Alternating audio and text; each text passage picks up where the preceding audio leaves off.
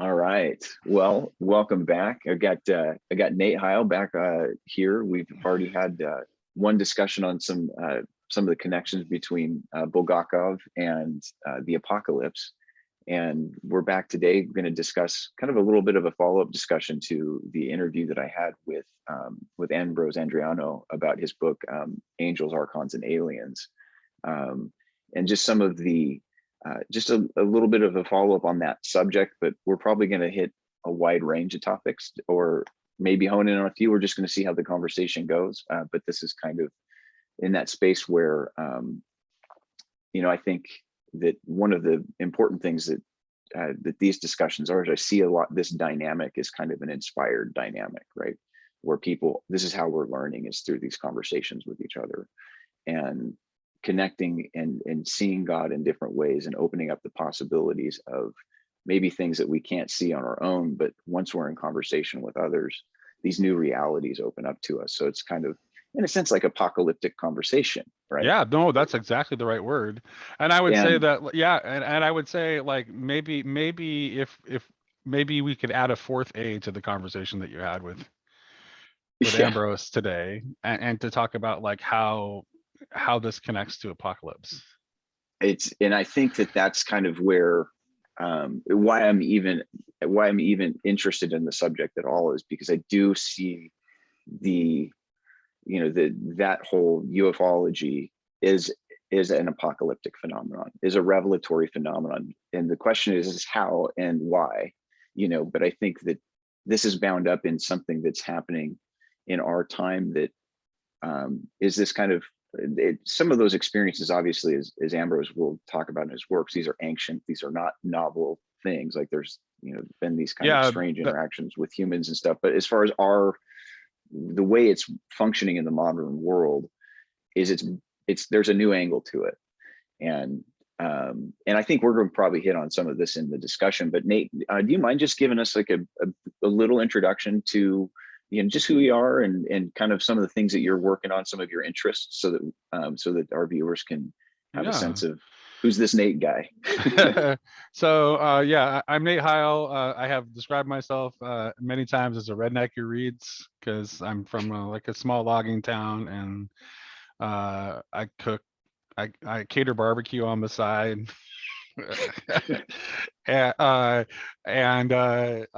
Yeah, so so that's how I've described myself. My channel is called Real Country, and the focus is on enchantment.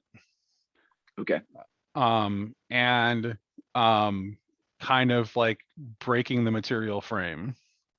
So even though I agreed a lot with what Ambrose had to say in that conversation, I wonder if there's not a little bit too much favoring of the material framework. Okay. Like we're privileging the way that which is not to say that he's not talking about real phenomenon. Yeah. Right. Yeah. I think he is talking about real phenomenon, but I don't necessarily know that we have full warrant to favor the way these things get filtered through the materialist framework without being in conversation. And maybe there's something to be gained by holding both in tension. But definitely I would affirm that like there are clearly patterns going on throughout folklore that align with patterns that you see in our day. And it's about encounter with otherworld, with the with this. And you don't mind if I just jump in here real quick, just for people who maybe haven't seen the interview? Ambrose Adreano is like kind of an independent researcher. He's his background is an Orthodox Christian who has done a lot of work on origin and church fathers type work, and has since moved into a new field of research with ufology and the modern UFO phenomenon and everything that touches to that. So he's working on this comprehensive work called Angels, Archons, and Aliens that really is a compendium of of all kinds of sources of this, this phenomenon, dating back all the way into the, early religious traditions, early Mesopotamian, all the way to modern day. And it's a kind of a tour de force, Nate. I've had a chance Was to read Jacques it. Vallée one of his sources?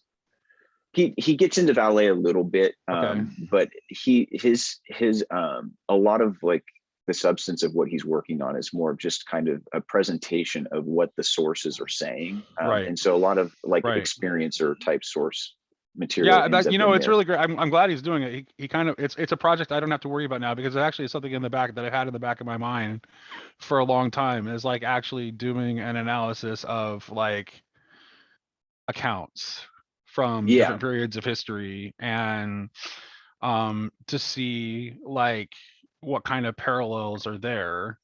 yeah, And I think obviously, like, these experiences are going to get filtered through the collective representations of the age in which they occur. correct, And correct. And in withdrawal, in our materialist age, we're going to give these things a materialist spin. yeah, and Diana Pasulka in her book American Cosmic, that deals on the same subject, but it probably not nearly she has a much narrower range of, her research scope is much more narrow than what Ambrose is kind of tackling. Ambrose is tackling some pretty ambitious stuff, but she talks about like how, the temptation is, and Pasulka is a Catholic historian, so she studies like religious and spiritual experiences in the Catholic tradition. So like Yeah. Saint Teresa of Avila, her ecstasy experience, where she has this angel that injects her, pierces her, abdomen area with this divine love, and people will say, well, this is a UFO experience. And she says, well, you need to understand that they're not, that's not how Teresa would have understood her own experience, because Right. Right. it would have been bound up in the cultural understanding of her time, kind of Correct. thing. And so she just said like that the one-to-one correspondence between, the modern UFO phenomenon and more ancient religious phenomenon, her contention is like we can look at these as related but not necessarily identical, because they're filtering and interpreting these experiences through the lens of their own time. Right. Which means that the actual experiences could be of the same phenomenon, but seen differently because of this difference in the collective representations. Like, so we can't interpret these in a spiritual register, because we don't acknowledge a spiritual register, like, Yeah, by default, right? yeah, So, and I think like Ambrose actually, there are some parts of what Ambrose says where I can see him like kind of like realizing that has to be a part of it too, like particularly when he's talking about like the really, really dark yeah. entities. For some reason, it's Mhm. easier for us to, we almost have to read those into why. I wonder why that is. Like, why is the inclination to want to read those experiences maybe in more of a spiritual register, and to maybe be, I don't know, like what's going on with that, like why, whereas like Yeah, anything beneficent is less likely to be read that way, so we keep right? So this. if you have a I think positive alien encounter, you're less likely to, you're less likely to like insinuate that it's an angelic encounter than is it that yeah, than to suggest that there's something demonic about the nature of a negative encounter. yeah, Why? and I think that this gets into, I didn't discuss this with Ambrose, and I've maybe in a couple of online discussions have kind of hinted at my own sense of kind of what we are dealing with, right? And I think And this will I be wonder good how much, because that much matters. I think what's important is like, you know what? We now have like we have universal recognition in the record throughout human history that mhm, things are a lot weirder yeah, than we assume they are. and I think that like I would put this in a Sophianic term, right? Yeah. In Okay. terms of like, in terms of how I am viewing the phenomenon itself. Like, what is it that, and your question drives at that. Like, why, when we, when you see an experiencer has a positive interaction with these entities, are they inclined to see them not as angels, but as, benevolent aliens or whatever, versus maybe at some other point in the past, we kind of have that kind of materiality that we are willing to grant, but then the evil ones, well, these ones are demonic kind of thing. We still kind of, there's still an Yeah, otherness there's and a also an foreignness there. interesting thing too, is that like you're more likely to, okay, so like yes, if you said that you had an encounter with a positive alien, with a beneficent alien, Hmm. there is a certain percentage of people that are going to laugh at you for sure and just Hmm. say that's ridiculous, that Hmm. are like so committed to such a narrow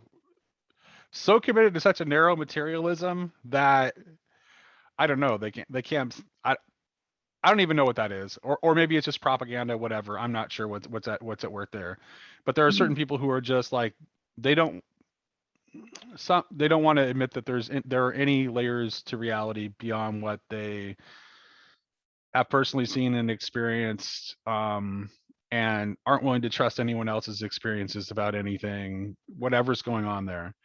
Yeah, well, and I Um, think that I but think the that thing, oh, go ahead, go ahead. let me finish though. Yeah, What yeah, I wanted sure. to point, the thing I was trying to point out before I got my sidetracked myself, is that less people are going to laugh at you if you said you had a positive encounter with beneficent aliens than if you said you saw angels. Yeah, So there's a certain amount of what goes, collective representations are, um to no small degree, influenced by social pressures. yeah, okay, So okay, yeah, so it's not so, and if you if you were seeing things in,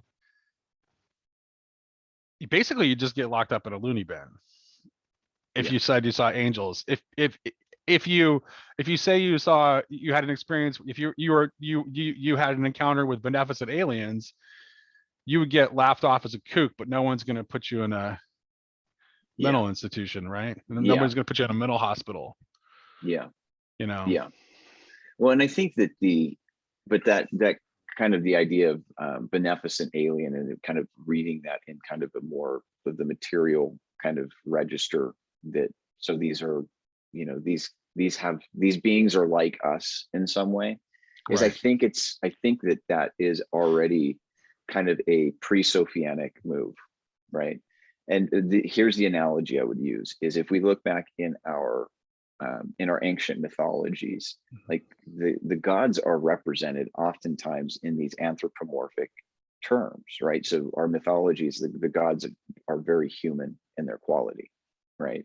And so we tend to, whatever kind of supernatural or invisible power that lays behind the realm of the gods, we're interpreting that through a grid that humanizes them already. And Well, so we still in have a, the gods with us yeah, through well, through we just have a through in modernity. The gods are called superheroes, and Marvel makes movies about them all the time, in the same way that the Greeks were telling myths about them.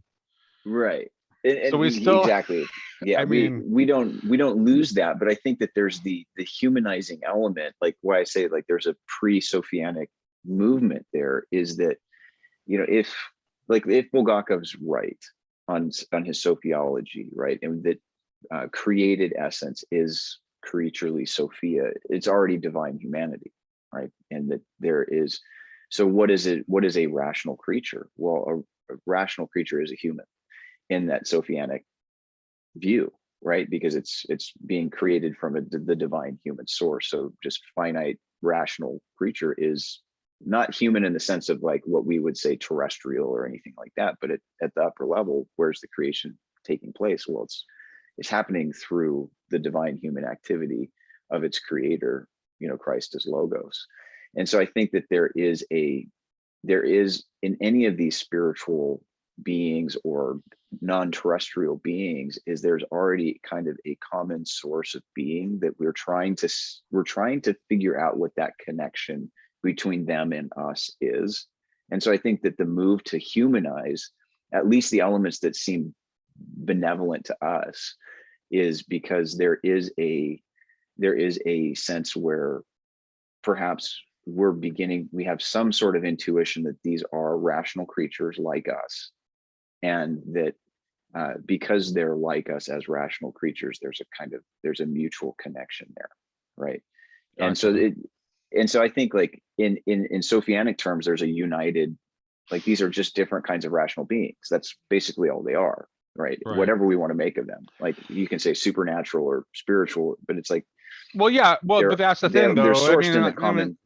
Sophiology ultimately is well, and ML Bach's idea. We've on my channel we've been discussing ML Bach's Apocalypse of John, and Bach's conception of the Perusia it's actually the approach of the entire supersensible world at once.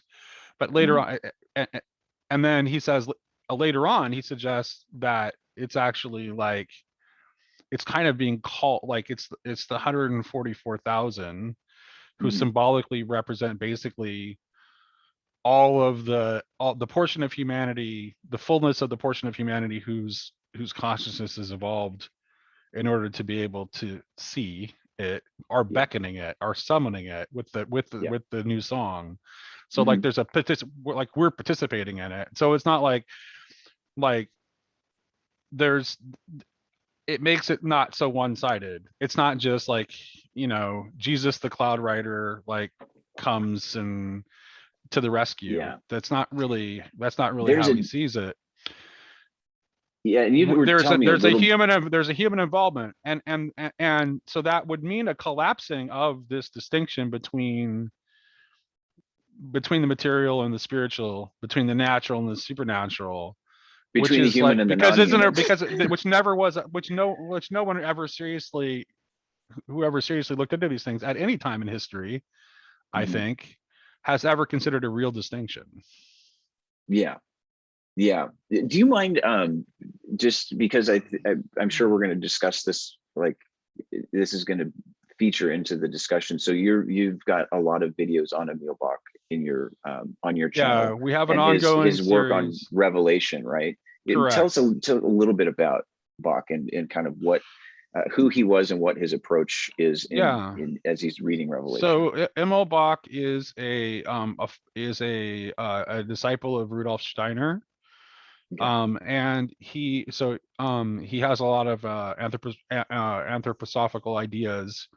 And he actually founded a church called the Christian Community that is a high liturgy Christian communion that also incorporates anthroposophical ideas. And I think, I mean, to be honest with you, he's so Catholic. He's so Catholic in his thought. Like, he's very, very Catholic. Steiner is too. I think like a lot. The reason I think they weren't Catholic has to do with like their historical context of like they were both like Germany was, except for certain portions of it, was an overwhelmingly Protestant country. And like I don't think in our age we can't conceive of like in the early 20th century and the late 19th century, like the hostility between Catholicism and Protestantism was real. And that even if people found themselves thinking in Catholic patterns, they wouldn't necessarily run and go join the Catholic Church. But like the Christian community has 7 sacraments. Like it has a high view of the sacrament. It's highly liturgical. Like he's like basically reinvented Catholicism with anthroposophical elements. Which I think that's an interesting, I think that's kind of like an interesting preview into, I think, some of like the future horizons within Christianity is a certain kind of retention of these older forms and traditions that are, rooted all the way back into the earliest parts of our tradition, but then also kind of a willingness to take those in a little bit of a different direction and explore different aspects of, like, where do these traditional understandings take me as I explore new pathways of understanding. Right. And I think that there's a lot to be said for that. But in terms of like what Bach is doing in Revelation, like, how would you describe So what he's his doing, approach? so his approach is he's reading it in an entirely symbolic way. Like that's it's like that's how he sees it. He thinks that it is uh it's all symbols that are talking about like things having to do with the spiritual realm and the interactions between the spiritual realm and our world. Mm-hmm. He acts, so for example, like he ties the the seals, the trumpets, and the vials Mm-hmm. to our spiritual senses, Okay. right? So the trumpets are related to like our spiritual sense of hearing, um and the vials are related to our intuition, which is our spiritual sense of touch, and the seals open up our spiritual vision. Yeah. So it's Okay. like so there's a direct link to, and he also views that he also interprets it cyclically and not linear. So he's not doing the kind of thing that like evangelical dispensationalists do, where it's like, okay, let's like look at the text and let's try to see if we can like tie this down to like what's going on in our historical moment right now, and we'll try to read this thing and see how it applies to our time. So like there's an eagle, so that must mean America, Yeah. kind of Yeah. thing, right? Yeah. Which is, um I mean, they're still reading it symbolically, but it's just that the way that they're filtering, it's like, well, the eagle would represent America kind of concept, right? This still is like, okay, this is a symbol, but so but there's a much older the tradition of yeah, but of these animal symbols being associated with apostles. So right. And so yeah, exactly. Like, have you looked at how those symbols have developed over time? Like, I don't have a problem if somebody says like, I have a new approach to this symbolic interpretation, because symbols kind of get stacked and layered over time with well, that's the all thing kinds, though. loaded with all kinds of meaning, but Right, it's like, it's got to have some continuity it with, takes a very long time to make a symbol, yeah. a very long time to make a symbol.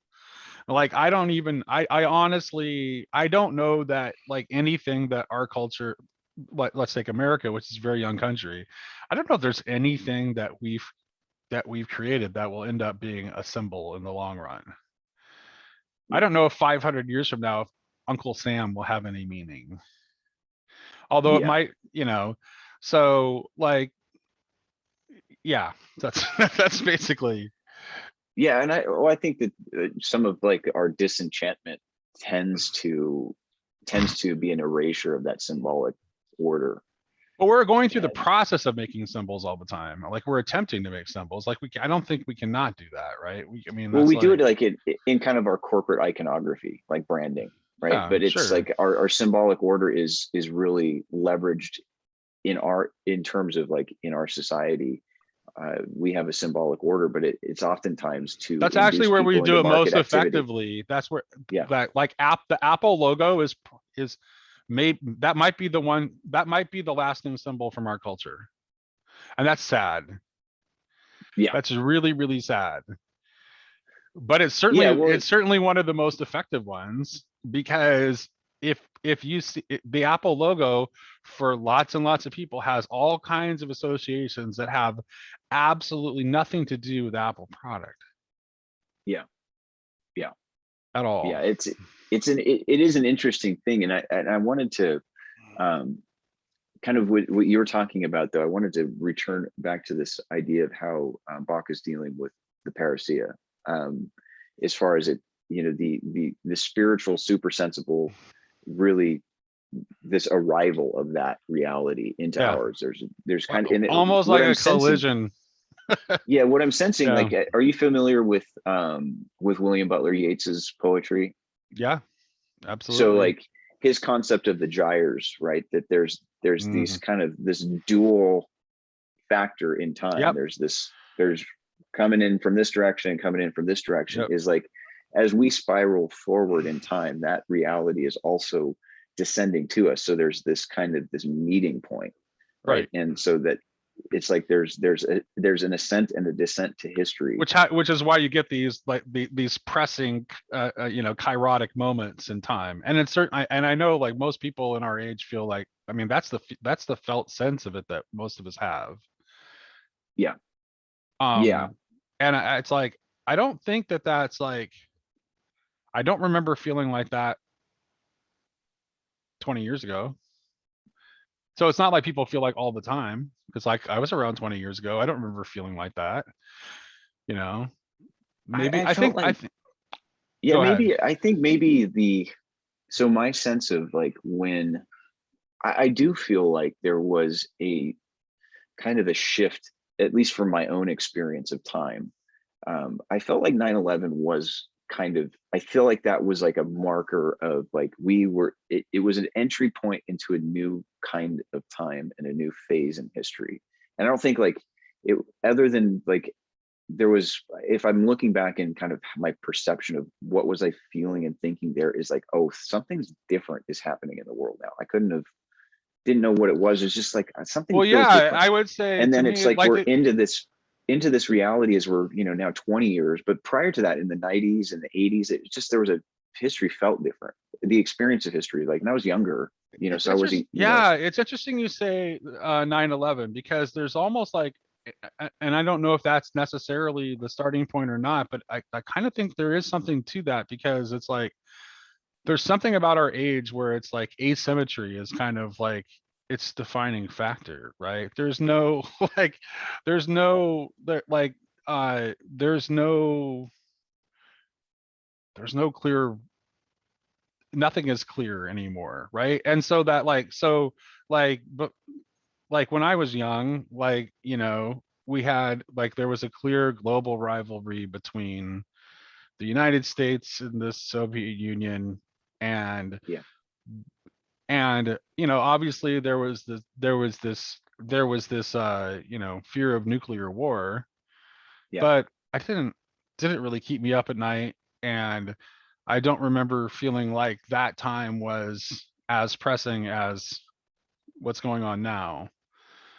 And yeah, part of that is because there was still a predictability and a symmetry to things, right? yeah, When now all of a sudden at 9/11 we were like, well, I think it's before 9/11, because I think 9/11 was an attempt to make out of terrorism the same kind of thing that we had before, right? But the thing yeah. is that doesn't work, because terrorism is too abstract. I mean, It's amorphous or it's polymorphous. amorphous. It's It's not. asymmetrical. Yeah, it's asymmetrical. It's like there's no. It's so I think that is kind of interesting, because like it's definitely, an initiated like a very muddy time, like geopolitically, and then also like internally, like in our domestic politics, Yeah. from that time forward too.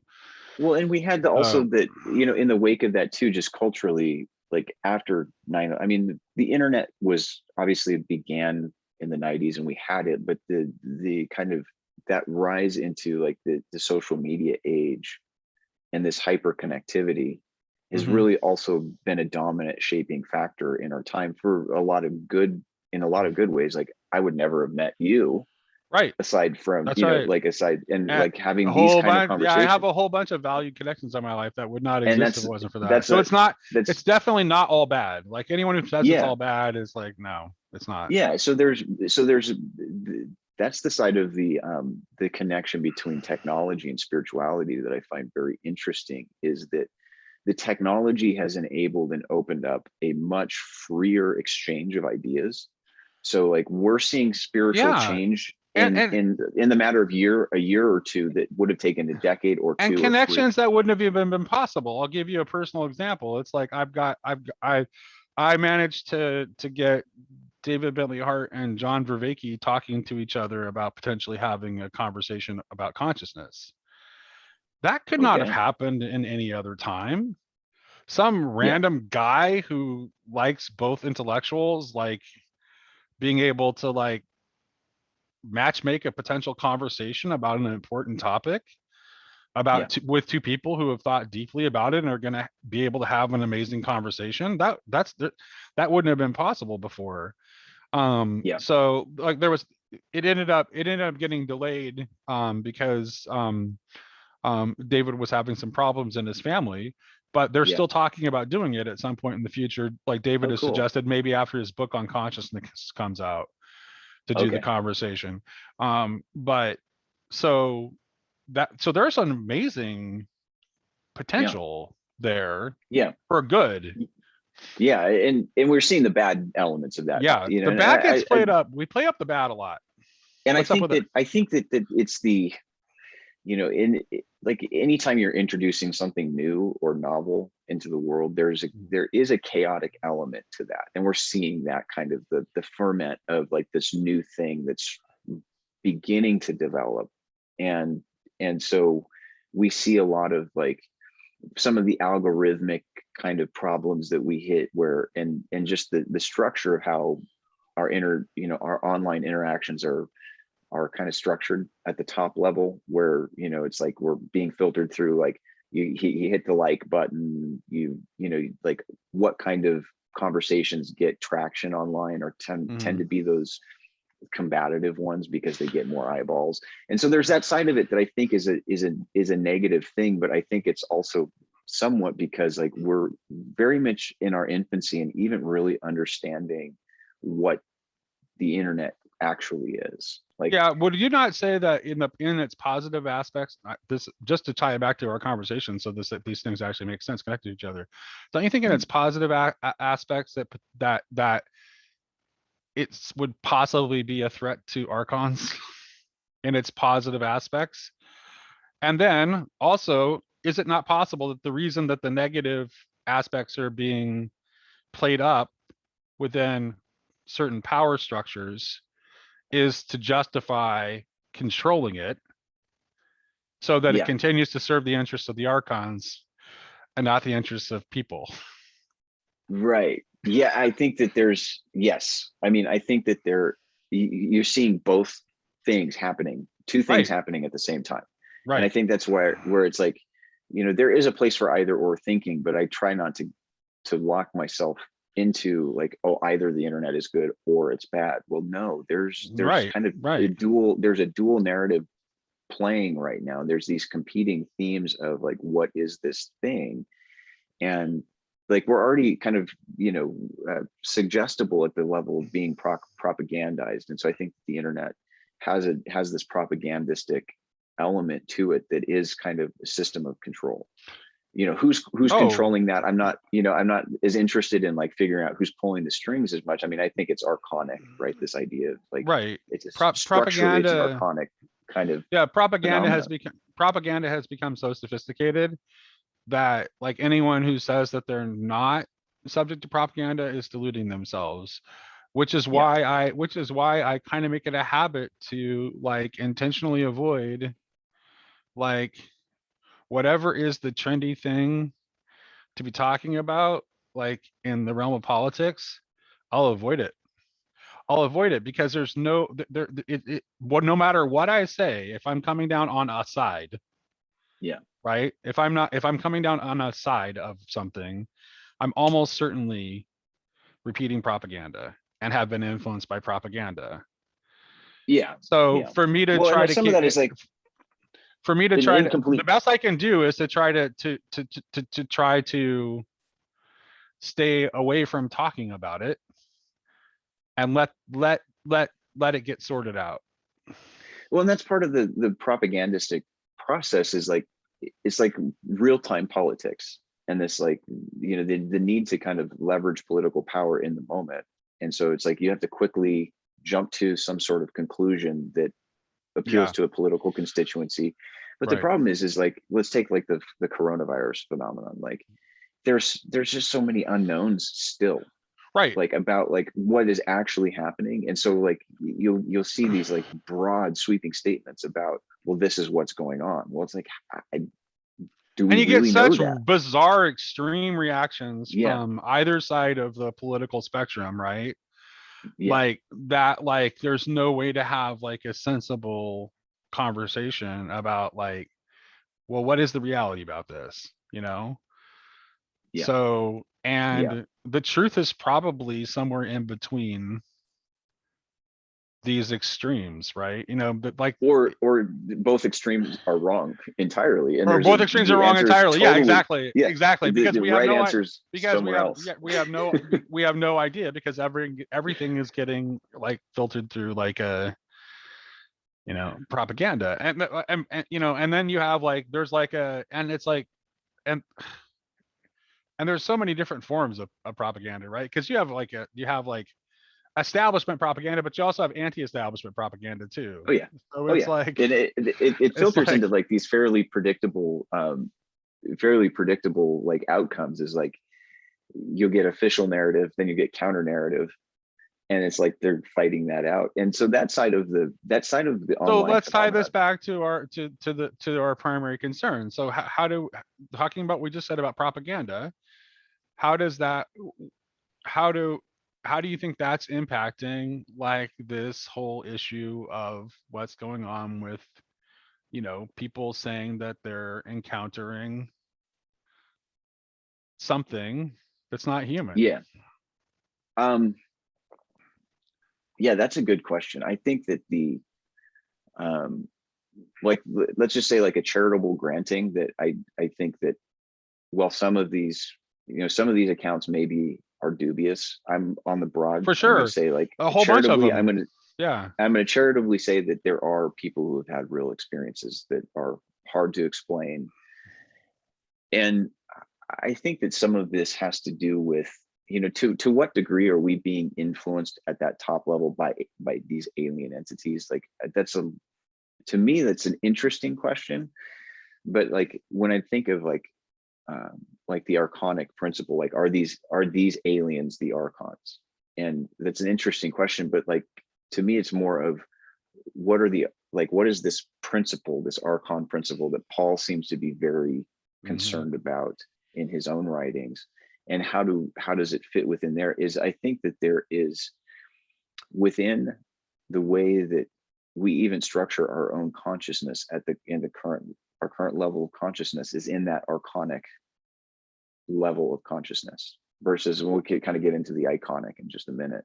Okay. But the archonic is a hierarchical kind of system of control, right? And it kind of, you have a top level of people who are benefiting from it, and all the way down to the bottom. So you have layers of oppression, repression, rivalry, and that's actually how the system functions. It's how the people at the top of the system are able to maintain control, is through this series of divisions and through this series of rivalries that they can have learned how to benefit from, that principle of good and evil, right? And of this kind of this dark zero-sum duality where Hmm. there's a winner and a loser. And so I think like some of these experiences that people are having are tied into, and I think the light beings type experiences where they're experiencing something different, where there's the kind of experience this benevolent, these benevolent creatures, is I think it's pulling them out of you'll hear some of these experiences, they'll pull out of these, and they'll look at the way the world is, they'll be like, whoa, this is crazy. Like the way we set this up is crazy. But then you'll have others that have had these experiences where, they're kind of more on the dark and malevolent side, where you're kind of encountering the underbelly of archonic power, right? Yeah. Um, and I think that that is kind of being heightened and intensified in our time, because I think that that archonic principle it's rigid, and it's actually pretty weak at the end of the day, because it's an inhibitor on freedom and connection and cohesion. And so it relies on a house divided against itself ultimately can't stand. So there's a fragility to that whole system. And the people at the top of, at the upper echelons of power are always aware of how fragile and precarious their position actually is compared to everybody that's underneath them. Like their ability to control is incumbent on the way that the system actually works itself. But then this more of the iconic, the non-rivalrous, this complementarity of difference, right? As opposed to this oppositional difference, it's a complement of the difference principle. So that the principle of like duality in that framework is a non-rivalrous duality that is seeking the win-win for both people, or everybody involved. And so I think that that archonic principle is kind of we're seeing that touch like probably 1,000 points of contact in our world today, because it's just the way that it's the mode that we exist in. But I think it's been hard to name what those things are throughout our history because there's an invisibility to it. And so I think that the apocalypse is that revelation of what has actually been there kind of all along, is like we're actually more controlled by our own system than we even allow ourselves to believe. And as moderns, we bristle against that because we have this idea, these modern ideas of liberty, like we're free, we're liberated individuals, but we still exist within that context. It's just that it has a different feel than maybe it would have at different periods in our history. And so, Right. so I think that that's connecting to some of these phenomenon in a sense, because the level of influence that maybe some of these entities have had throughout our history, for good or for bad, is it's filtering into an overall cosmic story of overcoming that archonic principle, right? And moving us into a different mode of being. And I think that that's very connected to why Christ comes in the first place. Well, I mean, I would say reality. like one of the ways I think about this is like Michael Martin, who had a conversation with on my channel, he likes to use the word egregore a lot, which is like sort of like an occult term, but effectively it's like it's a negative collective consciousness, right? So that's really kind of like how this like manifests. Now I think that there probably is some entity, but the people who are participating in that negative collective consciousness that is not, are blissfully unaware of it. Yeah, that's exactly it. Like, so if you're looking at it as consciousness as a kind of collective field that we're all participating and sharing in, like, this is where I think like the conspiratorial thinking gets off, is like it has the feeling like we're being controlled, so somebody's pulling the strings, but it's like no, it's like the system of control is actually enabled by the brokenness of your consciousness. You're predictable. If in a broken level of consciousness, you're always going to respond to the right carrots and sticks. It's not an issue of like you need this robotic kind of control over the top of you. It's like if you know how broken consciousness works and you understand how to manipulate it, it's not hard to manipulate people. Right, and the tools of manipulation of it are getting better and better.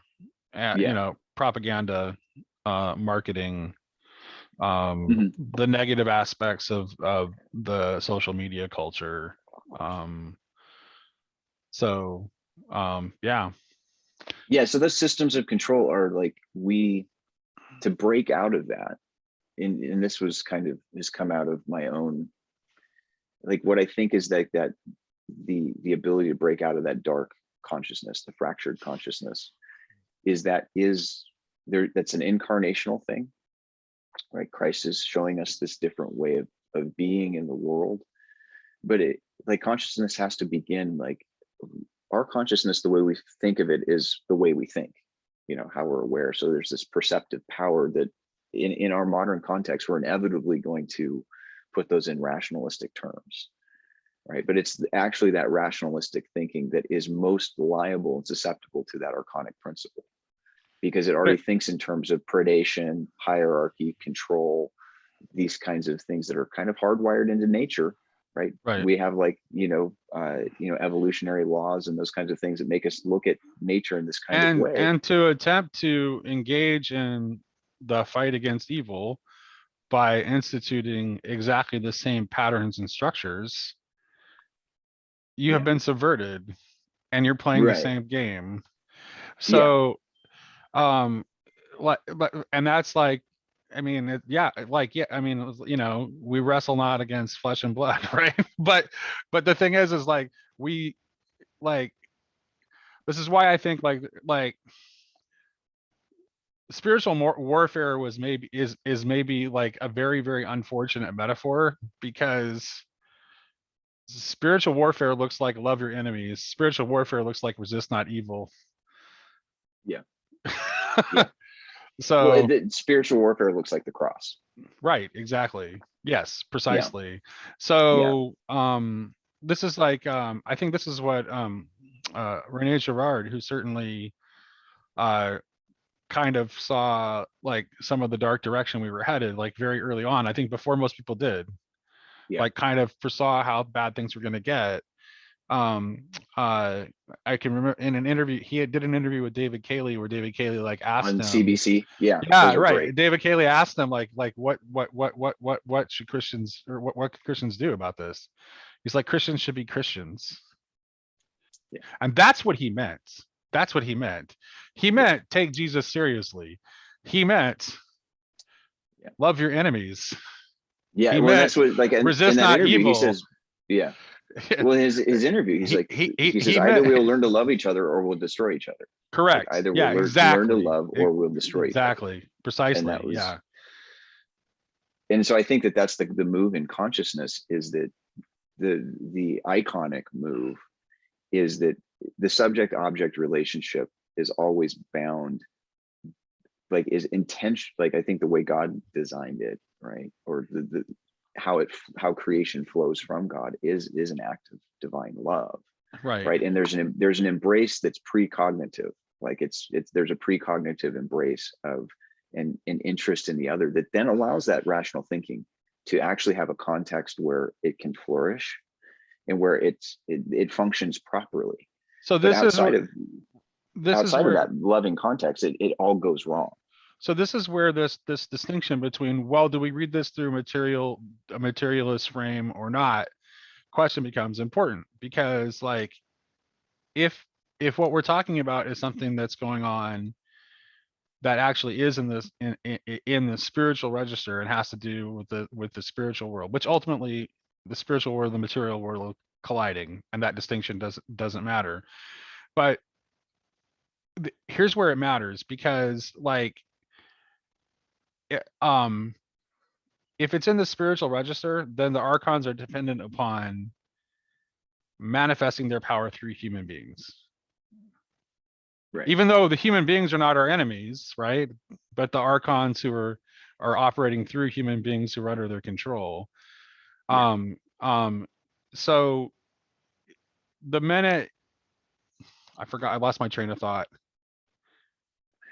The point, If you don't mind, okay, if you go, yeah, it has to do with this whole idea of icon.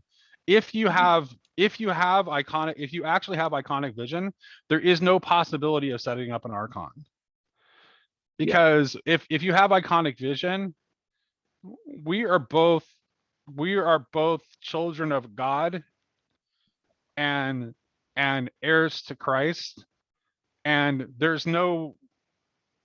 neither of us is going to try to lord it over the other. right, Nor are we going to look to set anyone else up as a representative of the archons over us. correct. So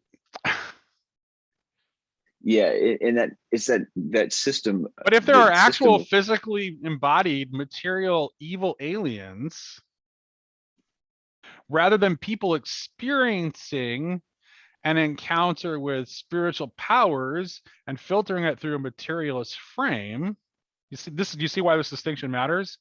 yeah, Matters a lot. That would change things a lot, because then it's like, so I almost wonder if this isn't a trick of the archons in a way to get, at least when it comes to the dark, let's say the dark, like the darker powers, if it's not a, if it's not a trick that they're playing in order to get us to respond to them in precisely the wrong way, which is like Perhaps, and I wonder, like in that, build a space force, colonize space, yeah, yeah, consume and I think even some of, more, consume yeah, even more, continue to follow your appetites all the way to destruction.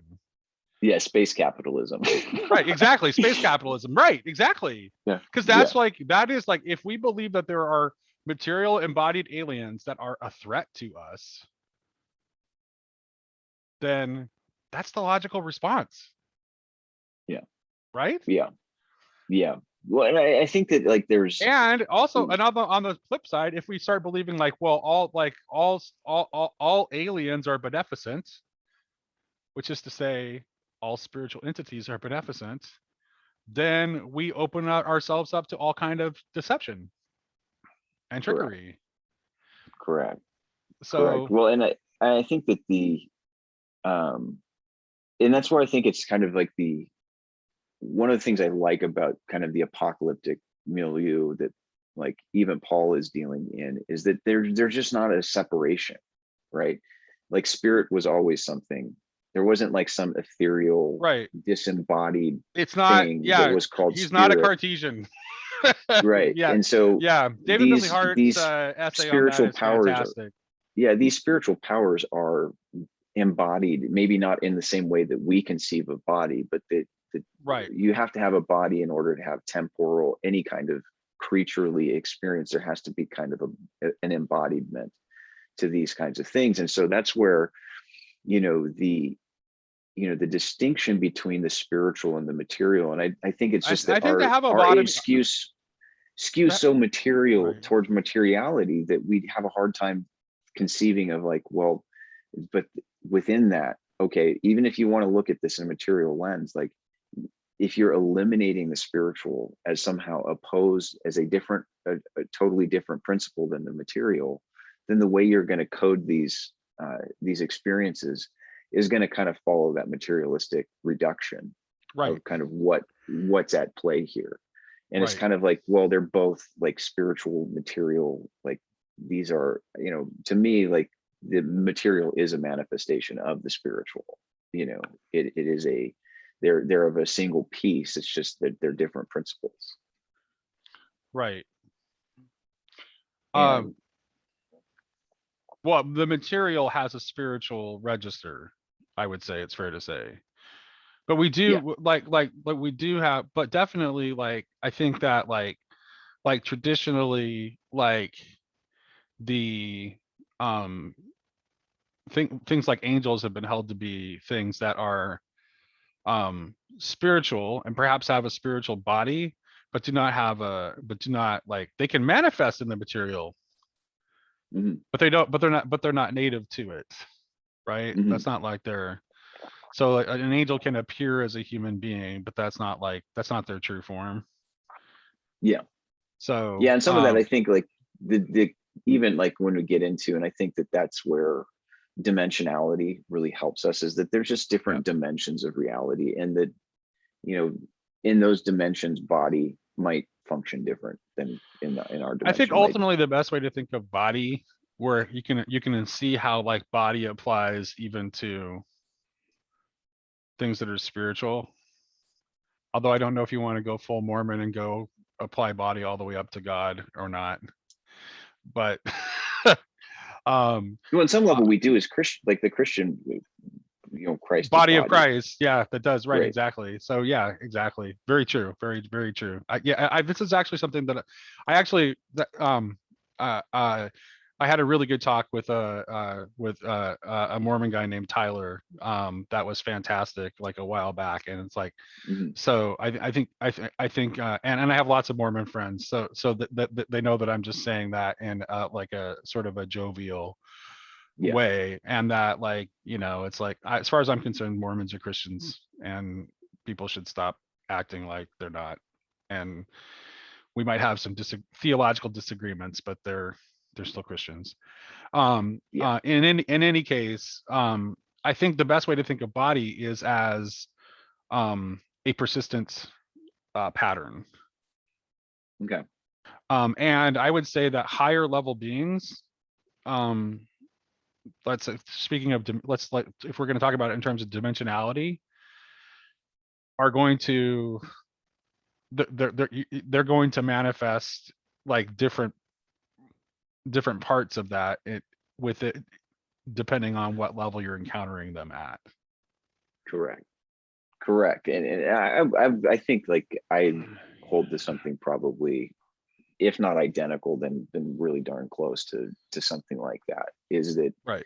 You know, if you know, through these layers of reality, through the cosmic layers, whatever, however you want to construe them, is in each of those layers is kind of an embodied experience that, you know, form follows function, right? So how would a body function in those realms? Well, that's going to be determinative of like what the form is, but those are still coming from a, you know, how does basically an embodied spirit function in one dimension versus the other? In our Right. dimension, you know, flesh and blood is part of that story.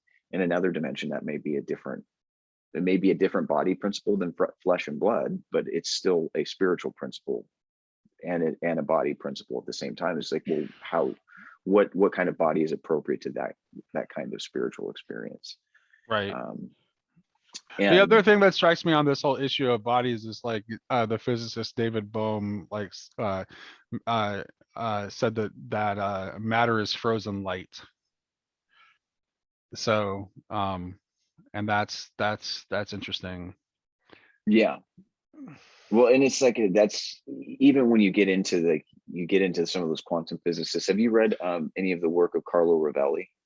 Yeah, just really quick on the Bohm comment, because the reason Okay, the matter is frozen light thing is really interesting to me, because you have this repeated symbol in the Apocalypse of John of okay, the sea of glass, okay. right? And the sea of and ML Bach ML Bach reads like that sea of glass. Well, so first of all, he reads actually like, interestingly enough, Bach reads the transformation of the Lamb earlier on in the chapter Mm-hmm. as a New Testament representation of what's going on in the heavenlies Mm-hmm. in the Genesis story. So the transformation of the lion into the lamb slain, who gains power to open the seal, actually like is what initiates the process of evolution. So that like in that the sea of glass in that earlier part like represents like matter in its original like primordial state, Okay. before it's like before evolution and change have been initiated as a possibility in creation. So is he, just if you don't mind me asking a couple of questions Sure. on, because I haven't read Bach, so like I'm Yeah, gonna no problem. be reliant on like your reading of him here. But is he so in that evolutionary process, is that kind of the movement from like kind of the survival of the fittest kind of concept No, he's into not. a He's not. different principle, He doesn't or mean like, it that way. And actually, okay. and thank you for asking that question. So he's like, so he's a disciple of Steiner. Mm-hmm. So that the evolution that he's talking about, well, he's talking about, yes, in terms of like biological evolution, yes. But but the way Steiner and Bach would see biological evolution is like, it doesn't happen like independent of the operation of spiritual forces.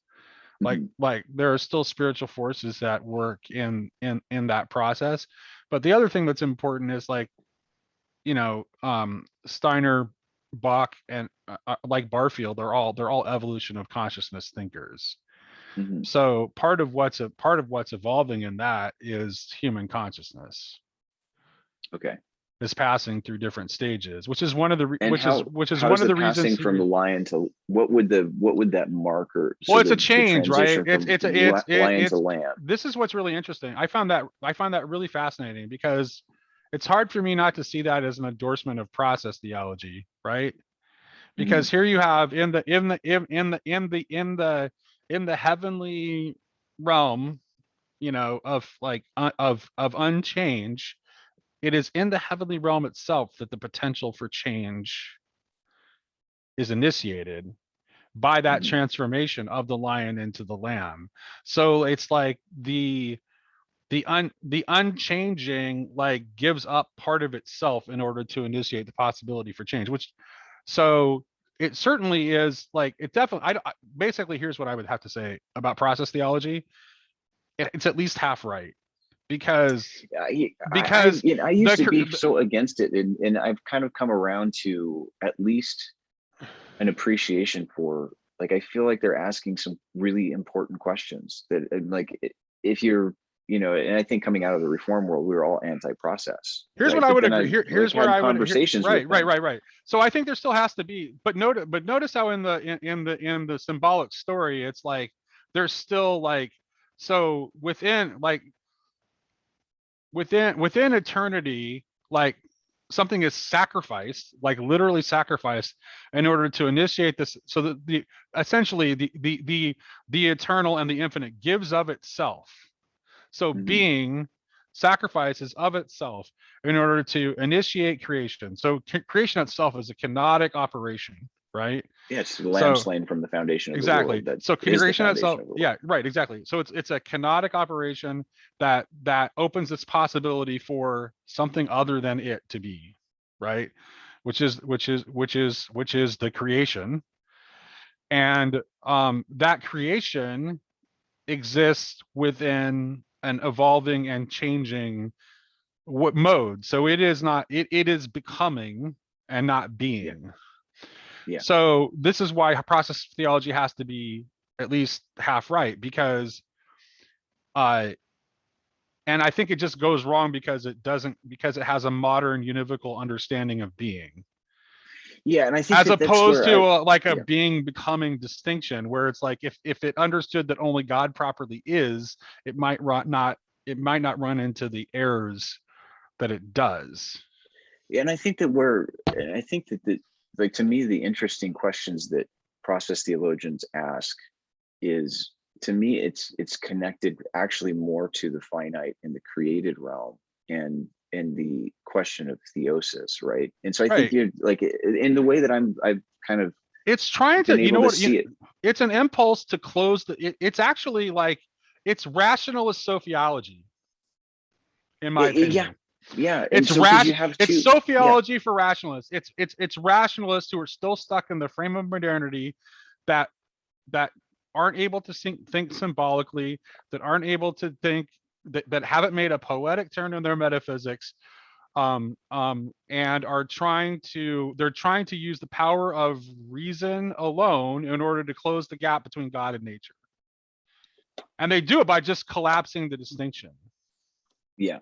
When I think that's like, there's the two principles at play, like the top level principle, like the transcendental being beyond being, Right. is like that, the divine infinity of Right. of being Yeah, beyond and being. being beyond But being and being then versus in, becoming are really two ways of saying and the then in same here it's thing. like being becoming being, Right, right? So exactly. we're being becoming being. And And I so prefer the way we and I experience prefer being that, as a becoming. and the reason I prefer the being and becoming distinction as opposed to like the being beyond being distinction Mhm. is that I don't think anyone knows what you're saying when you say beyond being. What? Yeah, However, yeah. however, if you say being and becoming, and you talk and you use and you understand eternity to be very very close to the elusive now, Mhm. that is something that a lot of people actually have direct experience with, Right. And I think that the beyond and they marker, so can like, understand what and I that think that the is. beyond marker is like in like the Dionysian, like Dionysius the Areopagite, like in his metaphysic, what it drives us to is that there's a mode of being that goes beyond our rational apprehension of Right. being, right? It's Yeah, beyond our I but totally agree. it's not beyond our, it's the light that we cannot see but that we can feel, Right, right? exactly. It's there. It's not, we can't do it up here.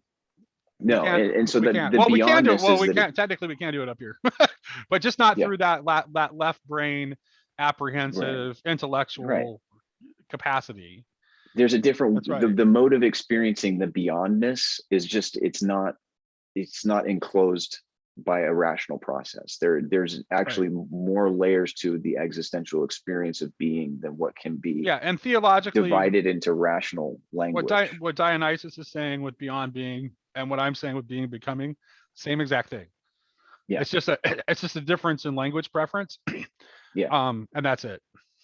But I think that the becoming side of it, because that is like the finite experience, is as a dynamism, as a becoming, as an entelechy that is Well, always yes. Well, that's the realizing this is the itself right, and this in a is the other part. process. This is the other part that process theology gets right is that I think it does look like the creation is created in a radical freedom, and that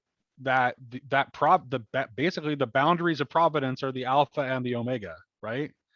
So it's Okay. like we begin in God and we end in God.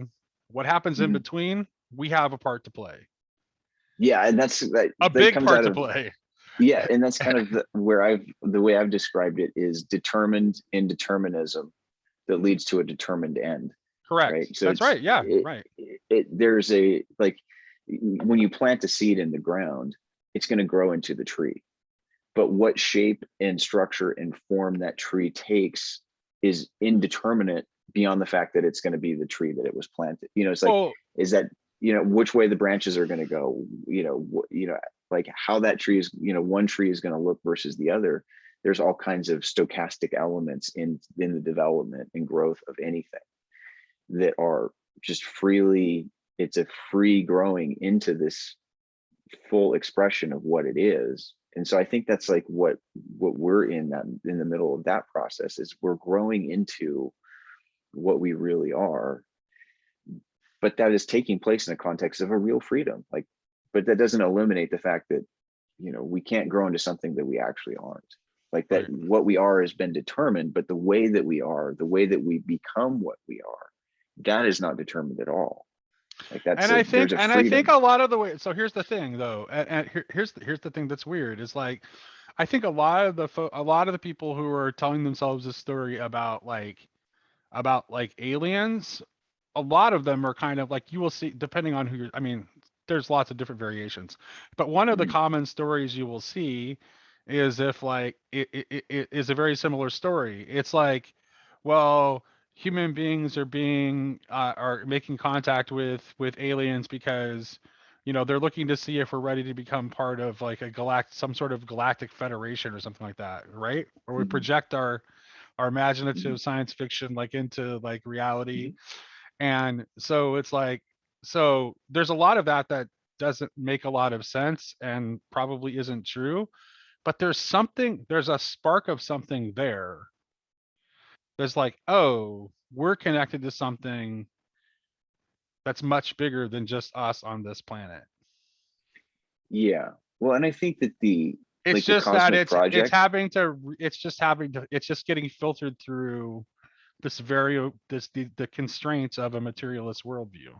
That's all. well, I think that the um like I think that like we're closer to an inflection point where we're beginning to get an understanding of our place in the cosmos, and at least certain elements within the human community are beginning to realize like, oh, this could be a much more diverse and conscious and aware cosmos than we were aware of, than we ever were aware of, like in terms of like our on the material level. But I think that the deeper story that's happening here is that the cosmos is a shared project and always has been a shared project. Something is trying to be achieved in the cosmos, which I would say is theosis, right? That's the project, is to see God realized as all which in is all. which is the paradox of somehow the infinite being contained within the finite, Mhm, which is like that's like one of okay, so I actually I did a talk about this I did a talk on this a while back, and it's like, um there's a passage in Mark's gospel, right? After like Mhm. the disciples have seen Jesus like walking on the water, Mhm. and they think they've seen a ghost, and this happens like right after he's just like done the miracle of the loaves and the fishes. Yeah. And when Jesus gets back on the boat, like he's very disheartened by the fact that the disciples didn't understand about the loaves and the fishes. So I think like that multiplication of a seemingly finite resource beyond what we conceive as possible, and the walking on the water, which is also something we conceive as possible. These are two, like when he's saying what they didn't get, what he's complaining that they didn't get is that they're failing to grasp that paradox, Mhm. that the infinite is contained within the finite, and that the boundaries that we impose are self-imposed, Yeah. Yeah. and that which is what this radical freedom is ultimately about, which is why we do in fact co-create, which is why in fact the 144,000 are able to sing the new song, Mhm. to bring you know to Yeah. call forth the new earth. Yeah. And so we've talked about that in our past discussion about this new song of the 144,000, and I think it's such an interesting concept, um, that really deserves probably a lot more attention than uh, than we can give it in a short period of time. But I think it goes back into that shared project of what is it actually unlocking the meaning of what it means to be a creature is this finite expression of the divine infinity, right? And an unfolding and a revelation of that infinity, and that we actually, but not in a static way where we're being, just steered into that expression, but that we have our own creaturely freedom is bound up into how that gets expressed. And I think that becomes like I think to me that's the cosmic project, and even connects to this question of process theology, and like, the becoming God in a sense is the creation, right? Is creation becoming divinized, becoming, hypostatically This identified is what with I its said in my creator. conversation with Tyler, with Tyler, Mhm. he's just very, very kind, wonderful Mormon gentleman. Mhm. I'm like, I basically said that I'm not sure that like the Mormon version of eschatology is wrong. It's like, if theosis is the end goal, then and we are naturally creative, and Mhm. like the natural operation of that which has been made fully into the image of God is to overflow Mhm. canonically and create. How does it not, how is it not completely logical to assume Yeah. that we will be creating? Yeah, well, that's where the Mormon eschatology kind of, it's like it's dealing, I think, in an interesting register of like their meta mythology of, kind of what their divinized existence is, and that develops in the context of like American religion. But it's this Right. recurrence of a theme that's actually much older than Mormonism. Sure. And it's really something that, like, I think that I'm not sure why those emphases fall out of Christianity, but it seems like as we go through like the early into the late Middle Ages, that concept was just kind of lost. But it was definitely Yeah, there in like the patristic era. this is one of the things, interesting things I said to Tyler in our conversation. That's like, I said, Tyler, I like, if Joseph Smith hadn't been raised in America, which was very at the time and place that he was, which was super uber ultra Protestant. Like there were barely Mhm. any Catholics in America even at that time, let alone Mhm. Orthodox. It's like, if he had been raised in a context where like Orthodoxy was possible, would he have even founded his own religion? you know, when he was like looking around and rejecting all the Christianity that he knew, like, wasn't that a frame problem where it's like maybe within his frame, like I mean, Protestant Christianity by Joseph Smith's time in America had already gone fully off the rails. It was like we were. Yeah, yeah. What we It call, was a and I cultural. think, It was a cult. You know, it was just like, oh, it was a Christendom that was fit for the, you know, for a nation that was well on its way toward becoming an empire. yeah, And yeah, I don't think he was necessarily wrong to reject the religious forms that were in America at his time. yeah. And I think, I mean, the critique I would have is that the Mormon understanding is really never penetrated that paradigm, that fundamental kind of American imperial market That's true. paradigm. Yeah, yeah, It, absolutely. Right. And it's but I definitely do like, think that like Joseph Smith would, well, it's you know, if like you it's put him gone a in a very different conversation with, direct. Yeah, it's gone a very different direction from Joseph Smith and to where it is today. well, if That's you put him in definitely true. conversation with like a Bagrius or an Origen or a Maximus, or, you know, like I think that they would Yeah. have actually interesting things to say to each You know, other. I'm reading a book by Stephen Webb right now. Well, kind of reading that at the same time that I'm reading Temple Mysticism by Margaret Barker. Mhm. It's the Divine Voice on the Theology of Sound by Stephen Webb. And Okay. Stephen Webb, before he died, was working and dialoguing with Mormons quite a lot. Now he's a Catholic. Hmm. Um, but he actually, like, he said he thought Joseph Smith might have been a prophet.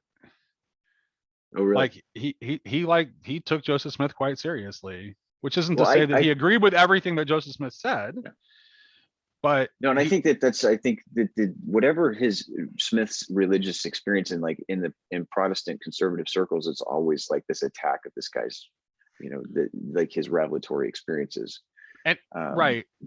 but underneath that, like if you look at what he's talking about, like in terms of like the Mormon eschatology, But he's always there's, attacked on materialist grounds too. yeah, Like, do you think yeah, Joseph Smith actually cared? Like, if Joseph Smith was really a prophet, do you think he actually cared if the things that you were talking about were actually physical objects? Like, granted, there was definitely some, like, there was an attempt to make it appear as if there was, but I think yeah. that's sort of a, like, to just discount everything that Joseph Smith said because of the whole, like, well, there were these physical things that he talked about that we can't find any evidence of. Hmm. Is that that's a little bit of a sidetrack. Yeah. But I think that in his, like what he's grappling with in this, you know, curious, interesting modern American context is something that had really been lost in Protestantism. It never was really developed in Right. Protestantism. Was this concept of theosis, Right. right? Right. And it's temple mysticism is that Mhm. somehow it's like, which is Margaret Barker has also been like had very friendly relations with Mormons too, because like somehow like these these aspects of temple mysticism that have been maintained within Christianity, mostly in its older forms, they somehow end up in Mormonism too. Even Mhm. though, like Joseph Smith, I'm sure, like I don't, where's he getting it? Where's it coming from? Yeah, I mean, I would say like whenever you have like these, you know, these spiritual, you know, these prophets rise up in history, whether you're looking at Joseph Smith or like Muhammad or Buddha, or, you know, whoever we're looking at, is that they're tapping into something that is a universal. Like a religion cannot grow the way that, like, you know, that some of these religions have grown unless it's speaking in a particular form to something that is a much more of a universal reality, Right. because there's a kind of an internal resonance and cohesion with things that the prophets will have to say that um, opens up a new vision of reality for us. Right. Now And you can get into the the question of mistake like, that as a Christian, people, right. we have certain commitments, but like that doesn't, to me, it's not the, you know, that doesn't eliminate the fact that there's real truth value to the insights that these other traditions have, and that can even be mutually Well, in this case, enhancing we're for talking us. about another Christian tradition. Yeah, and Like it certainly is another it is Christian a Christian tradition. tradition. I mean, it's Yeah. like to say that it's not a Christian tradition is just like that's like Well, I think that's where, like, if You you take can't, like a very doctrinaire view yeah, of exactly. well, the only way to be Christian is Trinitarian. Now, I'm a Trinitarian Christian. I think Right, people should be, like that, right. with that qualifier, like that wasn't even always the case in the early church. The early church was not all exclusively Trinitarian. They didn't all have the same idea of what it meant for Christ to be divine, No, it was being worked and out. It was being worked out, and for sure. Yeah, that would be like, um, I think that's pretty obviously the case. I mean, it's like, like the actual, like, Chalcedonian Trinitarian theology took time to work out historically. yeah, and always in the context of, and this is where, have you read any of Addison Hart's works, David Bentley Hart's older brother? I read his commentary on the Book of James. Oh, good. I did too. And I wanted to bring that up because I think Okay. that Hart, in that commentary, he makes some really critical statements about, he's drawing out that, like, it's hard to read James and Paul in total agreement with each other. Yep. But one of the things that he points out that kind of is this Pauline tendency, is this tendency towards anathematization, like pronouncing the anathema of, like, if somebody preaches another gospel other than me, then let him be anathema, kind of thing. And it's like, what's animating Paul's concern there is probably a very vital and important concern, that the reason why Paul is engaging rhetorically in that fashion. But what it sets us up, But what to it set say up the preaching history of the, I would just really quick though, to say preaching a different gospel is not the same thing as to say preaching a different doctrine. yeah, and This and is that's where it's like important. we got to, yeah, and that's where we kind of lost that distinction, For right? Is for that all we know, he was talking about early infernalists.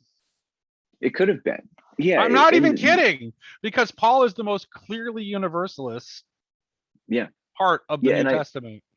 well, and I think that his contention, like where he's using the anathema, where he's anathematizing, is where people are trying to reinscribe division and separation between, Jew and Gentile. And he's saying, no, that distinction no longer obtains in terms of who we are in Christ. Like, there's neither Jew nor Greek any longer. And so I understand, like, his, like the strength of his language, but the legacy that's left for us within the Christian tradition is that we've moved that away from the realm of the gospel, and we move that into the abstractions that necessarily come with doctrinal formula, right? So if you don't hold to this doctrinal formula, then you're anathema, right? and Just and that's where, and one I think really, we made a yeah. mistake in that. Oh, for I sure. think it I was a totally big agree with you. mistake, I totally because I agree don't with think it you. animates, like, The the one thing I'm you know not sure about him, I'm not sure. I personally think Paul often gets slightly misread. I think that his concern is, do not force these Gentile converts to become Jewish. I don't think that he has any intention of suggesting that Jewish Christians should not continue to fully participate in their Jewish identity. And we have lots of evidences that Paul himself continued to do so. mhm, Like, he's still going into the synagogues. He mhm, still is accepting the discipline of the synagogues when they get upset about what he's saying without questioning. mhm, He still, he in Acts, we have sacrifices being made to the temple mhm, while the temple is still standing. mhm, So there's still, like, I think what he's saying is that you don't put these extra demands on these Gentiles, because they are fully a part of this now. That doesn't mean that it's not a call for Jewish Christians to give up their Jewish identity. Now, this is sort of a historical dead letter right at this point, because there just aren't many, like, because Christianity and Judaism have gone their separate ways. But I think it mhm, is kind of important to understand that. And here's why I think it's important to understand that, because mhm. I don't think that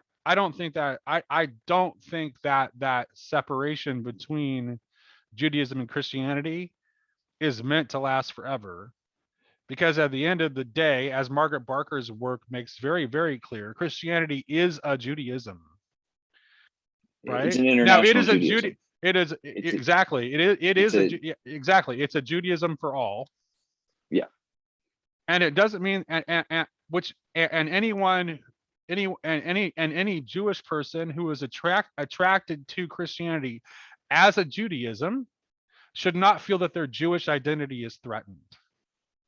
Right. And so And so we need to, that barrier that got put up relatively late historically, actually, like we need to do the work on tearing that barrier down.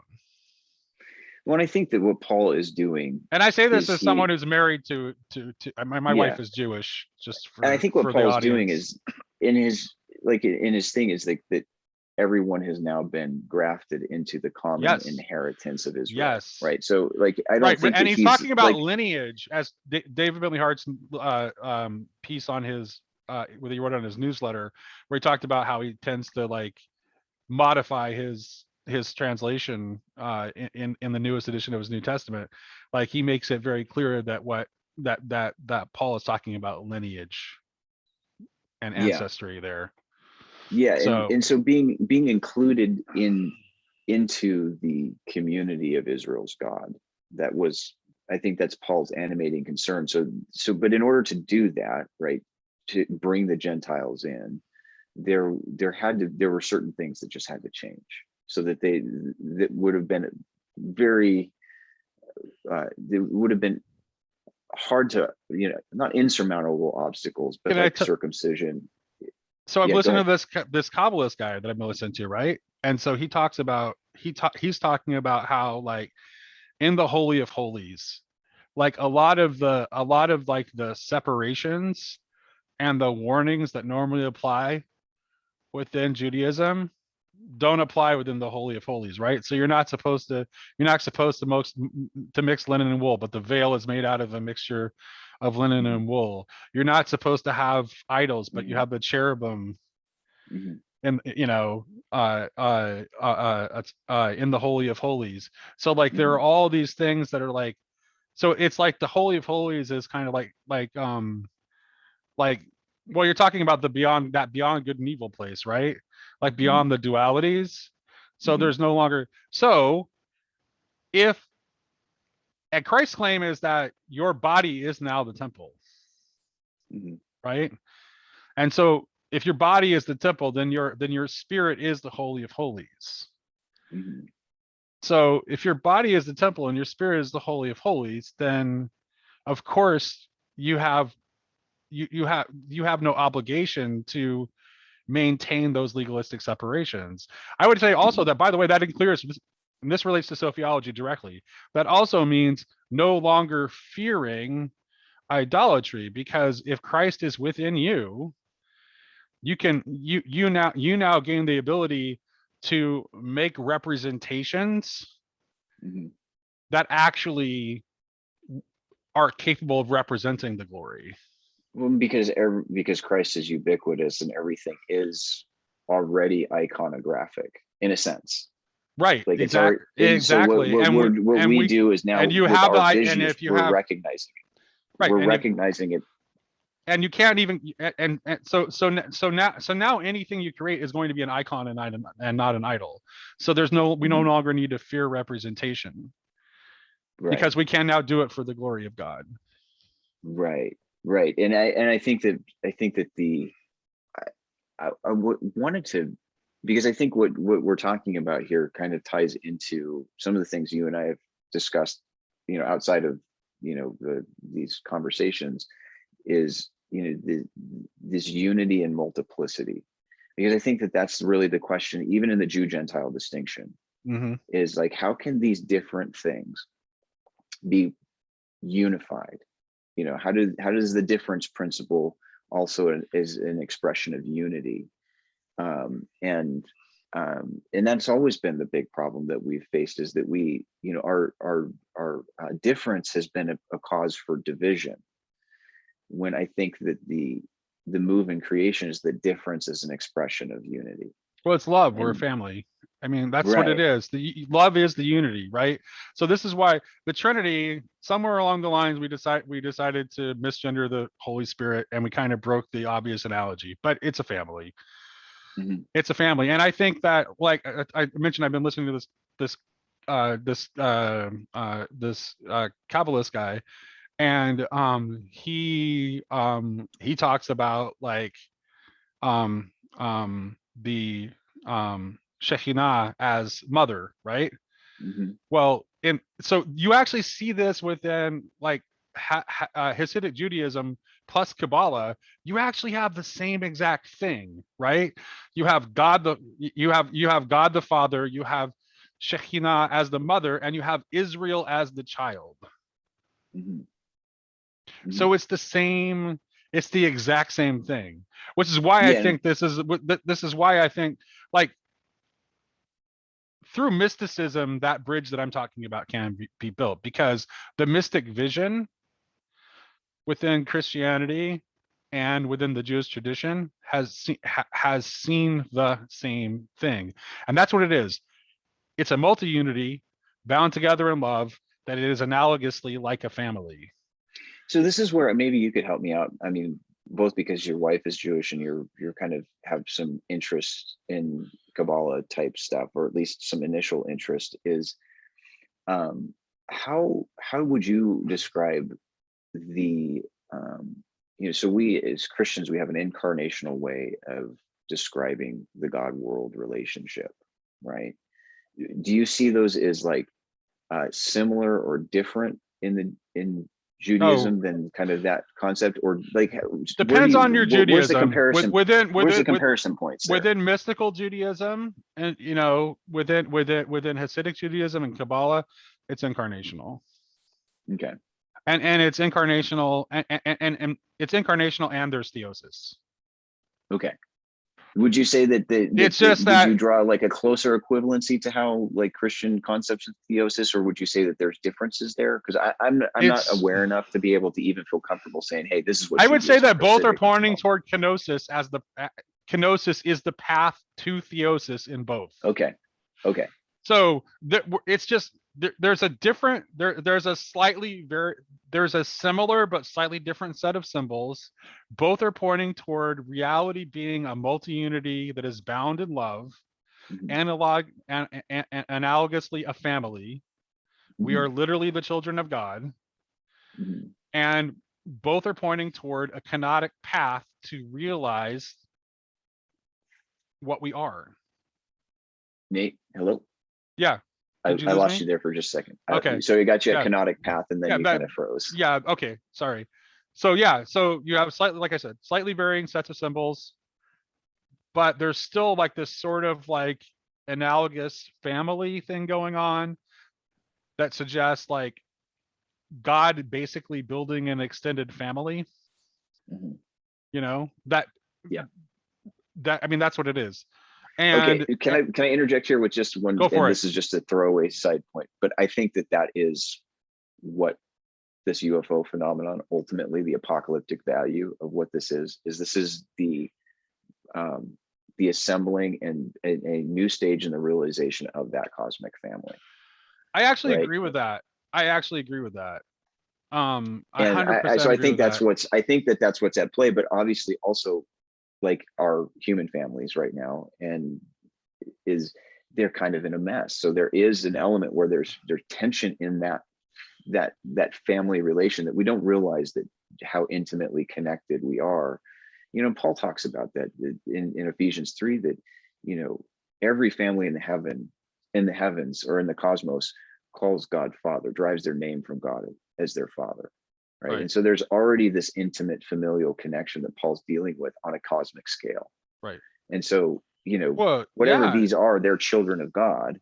It's just in what way, and all those, we don't know that yet, because it's like it's hard to have, we don't have a way beyond just the testimony that's given to have a sense of what this thing is. But that to me is the trajectory, is this is the realization and the bringing together of a cosmic family, and I that's think on the that's human plane, and then however else you want to construe and that. however else that is, yeah. And it's like, and it's like I've talked a lot about I've done a lot of like defending of the like the more traditional understandings of these things too, but I don't want to discount like everything that moderns are talking about altogether either. Yeah. And one of the reasons I don't like I said, like I think right before we started recording, one of the reasons I wouldn't want to do that is because that the material and the spiritual aren't ultimately separated. Mhm. Yeah. And that there will be the idea of apocalypse, part of the idea of apocalypse is a physical manifestation of the spiritual in the Yeah. material realm, and that is not Yeah. just the positive part. Yeah. And I think that that's where, like, when we think of apocalypse as like we think of it just as, like, when we think of it, we reduce it to end of the world. I think that there Right. is an end of the age component to apocalypse, but I think, like, the the revealing of the things hidden from the foundations of the world, what was not apparent, what was hidden and not Yeah. seen, but always there, is becoming is coming to the surface, Yeah. and we're seeing it for what Anytime it you is. say, aha, why didn't I see that before? That's an apocalypse. Yeah, That is yeah, an apocalypse. and it's the apocalypse of both the good and the bad, right? Correct. We don't even really understand how the nature, and I think that's where, when we're talking at the consciousness level, I don't think that we've really grappled with the fact that the reason why we can't figure out what consciousness is because we have a broken Well, consciousness, like, it's fractured. So how can you it's possibly know what it is it's if you incomplete. I don't know if is it broken or is it incomplete. Let's I would say like, let's give evolution of consciousness thought a little bit of credit here, and which would suggest that it's not necessarily broken. It's just like that it's still in the process of becoming. well, I would say, in my sense of fracture, would be more akin to a wound or a trauma, right? Oh, okay, yeah. Like, In that case, like yes. not destroyed, but there's a healing that has to happen, and I think that healing is the growth process, But right? birth So is a trauma. right, and that's kind of the pedagogical views of the fall, like, Irenaeus reads, and I think it's the right reading, is that Yeah, this is how we enter into the kind of, he calls it the school of righteousness, is through the fall. Like, yeah, this is how that grows and develops in time.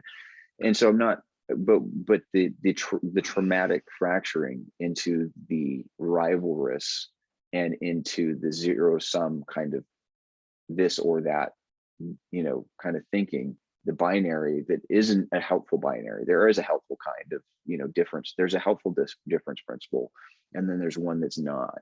And we're kind of still in that mode, and I think we're getting to a point where we're seeing that the real limitations of that, especially now in our current global context, where rivalrous thinking, could push us to the brink. And so we're seeing the limitations of, like, if we don't change the way we think, if we don't grow and develop as conscious and aware beings, we're threatening our own existence at this point. but I think it's not. Yeah, and there's a lot of negative, but but here's the thing though, is that maybe it's just a little corner of the internet that I have that I inhabit. But to me, it seems like I see more and more people like waking up to seeing the world through a completely different And so framework. Like there are, that's the corollary with that, is that through that negative space, something else is growing through it, yeah, right? And that is something else has emerged, the tree of life kind of concept. And that's a kind of a controlling concept for me, which is part of why, like, there's elements of Kabbalah that I really like. The Sephirot concept, mhm, the tree of life yeah, concept, is really important, is that is growing through this negative space of kind of the traumatized consciousness. But through that, there's a healing growth happening through that you can, when you awaken into it, it does change your orientation to the world and the way you perceive it. And you're seeing things from a different register. So I think there's kind of, it's like both principles, like, I think, are kind of like, it's not, consciousness is not totally fractured and totally broken at such a level that it's no longer functional, but it's also growing and developing into, it's part, like, it's kind of operating with multiple windows open. It's like, okay, well, there's a few things happening here, but I think that apocalyptic process is kind of showing, these dueling plot lines that are being played at the same time. Yeah. If that makes sense. Right. No, yeah, that makes total sense. And I think that's definitely right. And you can see that, like, I mean, you can see that in the apocalypse. It's like they're like you have like you have both types of operations going on at the same time. Right. So even in the apocalypse of John. So I think that's that, and also what you said, applying that to the apocalypse generally, I think that's definitely the case. Yeah. There's always a movement and a counter movement. Yeah. And I think that the interesting part of, like, in the biblical apocalypse, is that we have a story of the overcoming of that duality, of the overcoming ultimately of, like, death and sin are thrown into the lake of fire. Yes. Like, there's a sense of, Yes. there's an overcoming of that principle. And I think that that's what we're trying to get to, is the overcoming of the difference principle that leads us into division, into a unity principle that leads us into the city of God, leads us into the city of God whose gates are never shut. But being able to understand, being able to have like a spiritual or an iconic vision of what that looks like, I think is part of the waking up process. Well, yeah, in yes. advance of its realization, is like, we have to wake up to that reality before we could see that reality actualized. You know what I mean? Yes. And then once you've seen it, then you have to figure out how to speak about it so that you can help other people see it. Yeah. I mean, Yeah. speech still plays an important role in this. Yeah. And In terms of, like, where you see that issue of how we speak about it, like, what is your thought on that? Like, what is your impression of, like, as you come into a deeper perception of reality, this iconic vision of reality, or however we want to put it, then how do you translate that? well, I think that if you try to do it propositionally and argumentatively, it's going to be a total failure. So Okay. you have to you have to talk about it through inspired narrative. Mm-hmm. But I would say primarily it comes through learning to speak in a more poetic register. Mm-hmm. Yeah. So that's how I would put it. And how, like, in terms of, like, and I think that winsomeness, and the poetic, and the kind of the embracing aspect of, like, Sophia, like, that's moving us into that direction. I think that is a real part of it. But I think that and this is something that I kind of wrestle with, is that the move toward inclusion, right? The move toward embrace, Yeah.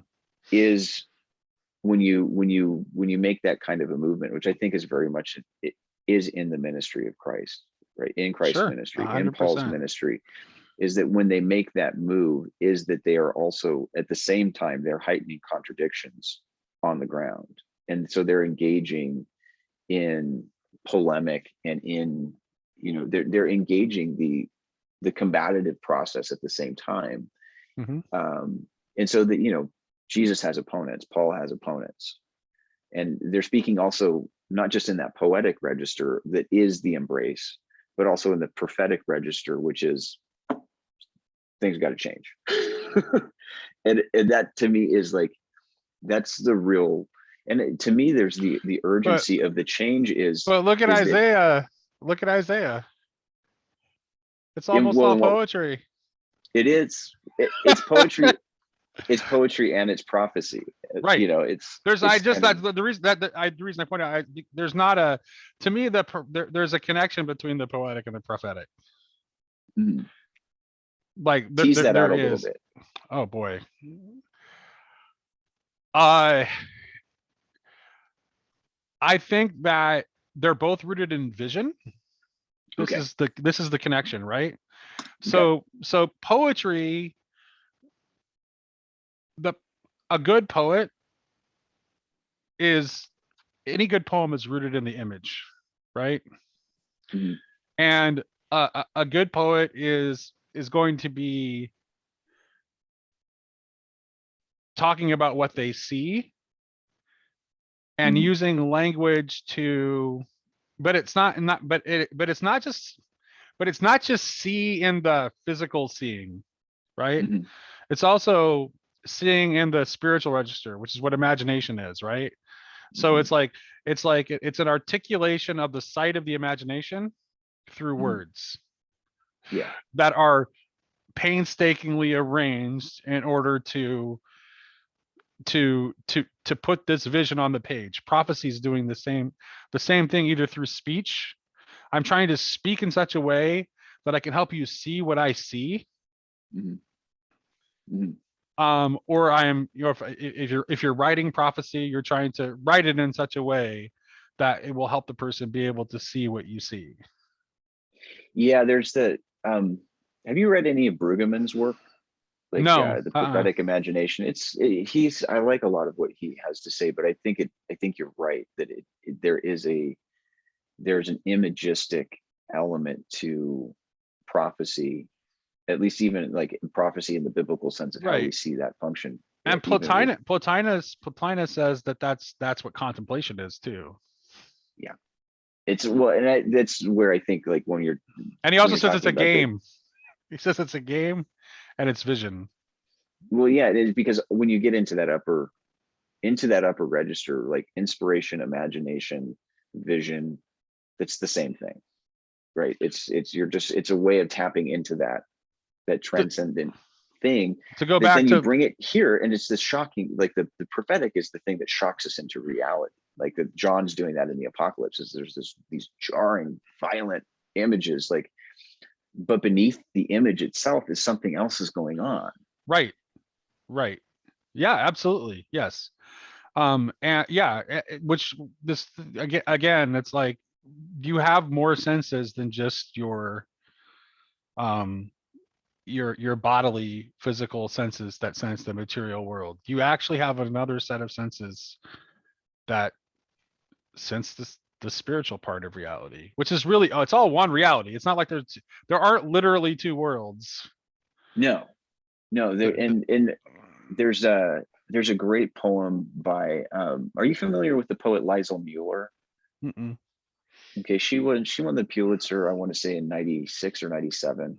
And she mm-hmm, wrote this poem about Claude Monet, right? And okay, it's called Monet Refuses the Operation. And it's basically like he's refusing the operation on his eyes because it's his dimming vision that's given him the clearer vision of the world where he will not see right, the world in terms of its right, separation from itself, where right, the Thames becomes the House of Parliament, where light becomes what it touches. And so it's like this intimate connection in the world that Monet has in his painting. It comes from his, some of his problems with his own vision, like his own physical vision. He's going blind, right. and so there's this sense where all the difference that we see in the world is meant to help us encounter something that is more unified. And um and I think that so the prophetic speech is when we realize that the shocking us back into the reality that we're actually one, like we're actually Yeah, the things that you're looking at that are causing you to be that make you think that you're divided from one another are actually, you have to be shocked out of that way of thinking. And so I think that that's kind of where Jesus is kind of this apocalyptic prophet which is one way to, certainly part of his vocation is that kind of, in his own religious, in the Jewish community, is like they have a certain way of looking at things, and he's not telling them to throw the whole thing out, but he's reframing the whole story of Israel in a very different way and along Right. different lines. And that's a shocking thing where people, when you encounter it, like, I think that's part of why he's catching that resistance. And so I think it's like the winsome and the poetic, but also the shocking and the real is kind of at play, like in Yeats, right? In Right. Yeats' poem, The Second Coming, which I would read Well, as like but kind of that poetry, shocking side of poetry, right? but poetry can be shocking and real. I mean, Yeah, Bukowski. I yeah, mean, right. yeah, So yeah, so for sure, so Bukowski. shocking and real is part of it. I mean, that can be part of it. Like, it's not like it's I'm saying that it has a that it's related to the spiritual vision of the that we call the imagination. And also, I also, just to be clear, I don't want to limit, like, it's not just poetry Yeah, that can do this, right? Like, it's any human creative act can do that. And ultimately, I think I said this on a chat we were both in the other day. But ultimately, like, the ultimate creative work that you can offer is your life, yeah, right? To try to yeah. live your life, like, in tune with your full set of senses.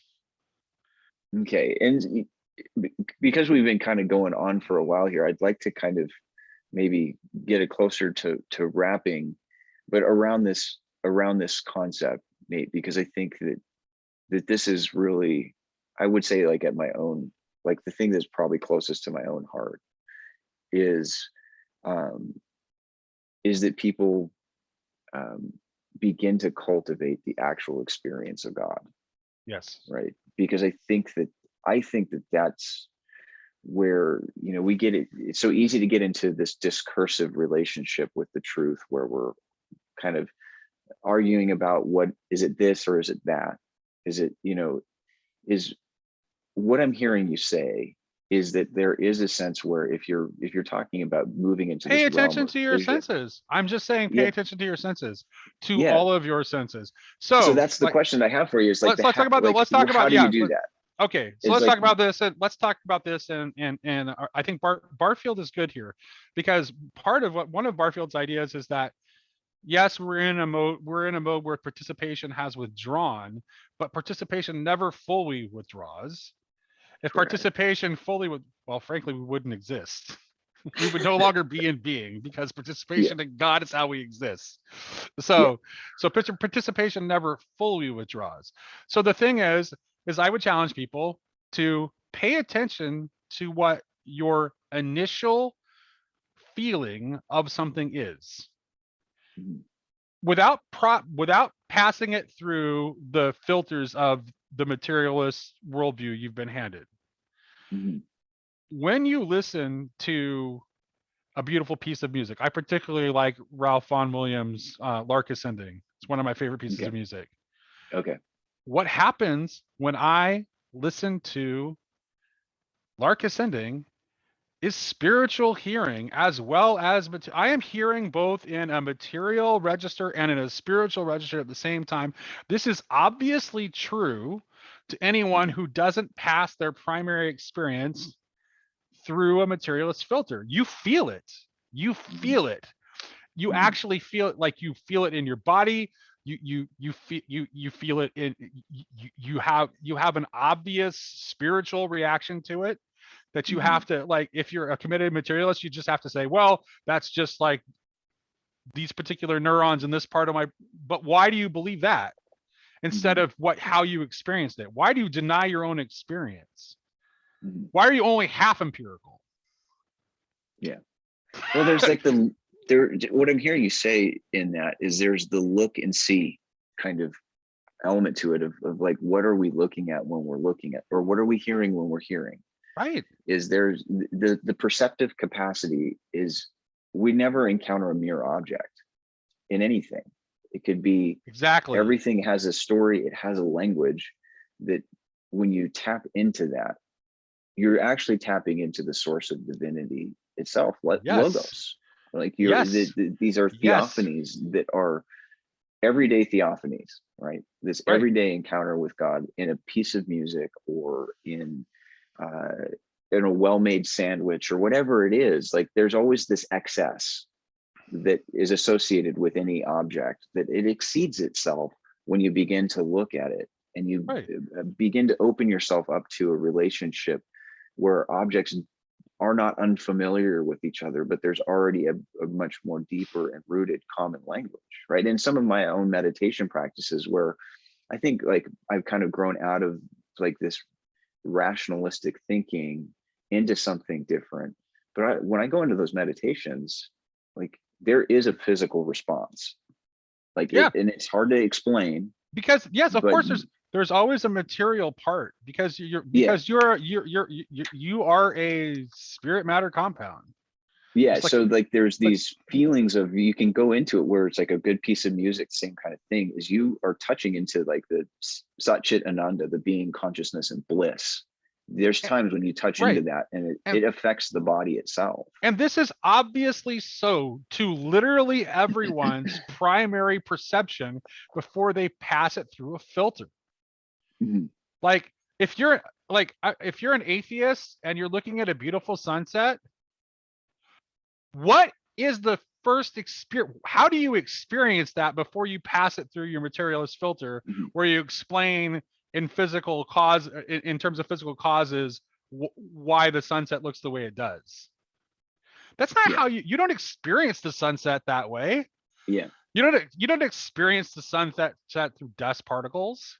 right, You experience it through a direct interaction with beauty that is through both your physical sense of sight and your imagination, which is your spiritual sense of sight. yeah, And both things, both the imagination, which is your spiritual sense of sight, and your physical vision, both are equally reliable perceptors. yeah. And you kind of need them, like there's a reason why you have both, Exactly. right? There's a reason why Exactly. you have both. Yeah. And I think that to me, like this is really the like I love where this conversation went, because it's like we've kind of covered a lot of different ground. But I think that when even when we're looking at the big apocalyptic, like the big maybe apocalyptic panorama of our own time, there's so many little things to see: ufology, politics, science, religion, this, that, it's like, and it can become overwhelming. You can get, it's like a panopticon, right? And you can get overwhelmed with what, like all the things that are at play in the world. But if there's a more fundamental grounding and spiritual vision that is animating, like that vital connection to God and the world in a very simple way. It doesn't have to be, big elaborate spiritual practices. It's just a very simple Well, and way. also this is It, why I keep talking about, like, we have to get over this fear of idolatry, right? I also, to be honest with you, I think I think the age of asceticism should just die and go away. Our way back to God is actually through our senses. It's through an honest engagement with our senses and an honest engagement with the world. And it okay, I love what you're saying. So, and I agree with you. I agree with you on like on every level on this, but I want you to say it so that I don't have to. Tell me what you're talking about. what okay. So what I'm saying is that be, okay, because because of the Christ event, Mhm. the the actual like glory of the Lord is there in the world waiting for us to encounter it through our senses. Mhm. Both now here's where ascetic discipline, okay, ascetic discipline may have a small role if Mhm. if you're someone who's like very much like not in touch with your non-physical senses. Ascetic Mhm. practices might help to Oh yeah. awaken that within you. And I've Mhm. done them. I've done Mhm. fasting. I've done meditation. I mean, Mhm. I pray the rosary every day still. Yeah. So I'm not Yeah. saying don't, like, we can do these things. Still, prayer is still awesome. Yeah.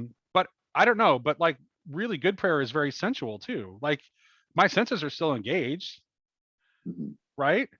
Yeah. Like There's almost like what you're talking about is like this kind of this combining of the ascetic and the Epicurean kind of. Yes, that's exactly what I'm There's saying. there's kind of, and You I think can't, that right? It's a balance. you can Like use both. It's like, yes, and I think that's kind of like the Christian tradition kind of hones in on the ascetic, the yes, withdrawal, right? And then yes, it's not the wrong thing to do, but it's not the whole thing. Like right. We need like more. We need more Christian holidays like Purim. You know, it's like where it's yeah, actually a mitzvah to get plastered on yeah, Purim. So yeah, I yeah, we it, and that's the kind of the idea of like spirituality as encounter. Like you can't, like if you're like, the encounter cannot always take place from the place of withdrawal. Like you right. have to, the engagement has to happen at that level. Well, And also there's a way through engagement with the senses and the body. There's a way there's actually there's a way of transcending self within that too, yeah, right? hold on just a second. I'm losing you on Okay, my pods are my so I'm just going to switch speakers here. no problem. Can you hear me okay? Yeah, yeah. But I'm like there's a way of connecting like to the source, right? To God. That is definitely like very much through the senses. Um and we it's like I think like too much focus on that which is beyond the senses. We've come to a point in our evolution of consciousness where we've moved past that. Or it's like even as I'm thinking about like, and these are concepts that I think are really important, is just the integration, to integrate. Like, okay, Correct. we have this ascetic tradition. Like, so I like, one of the guys I really love reading is Evagrius of Ponticus, right? His writings, his ascetic writings are really interesting. And there was a time where, as I was just getting into Christian mysticism, I thought like, oh, this is what I need to do, like Right. good. But what I noticed is like, they already went out to the desert for us. Yes. What I mean? Like we can glean from what they have, Right. like their ascetic efforts are not without fruit in our own Right. reality. Right. And some of those ascetic practices can still be helpful for us, but not in this sense of like world flight. Like we actually, I think now the call is for more of a radically engaged spirituality. Right. And Well, so because here's what it it is. draws off of that too. Right. So here's what it is. In original participation, we were seeing the multiplicity and not the unity, right? Mhm. So you have this explosion of gods where everything becomes a god and everyone is like naturally participating with the divine, but everything becomes a god. You're only seeing the multiplicity. We have to pass through this withdrawal of participation, which certainly like Jewish culture plays a big part in this. And Barfield points this out in Saving the Appearances. So like, but it's a necessary stage in our evolution, because in order to find the unity, we have to pass out of the multiplicity so we can participate. But we need to participate again now that we've gotten the ability to see the unity beyond the multiplicity. Mhm. I think we're getting close to being able to see that. Once you have the ability to see that the unity and the multiplicity are together, then you need to participate again, which means it's completely appropriate to make images. It's completely appropriate to celebrate participation in God through the senses, rather than from disengagement from the body and disengagement from the senses. Yeah.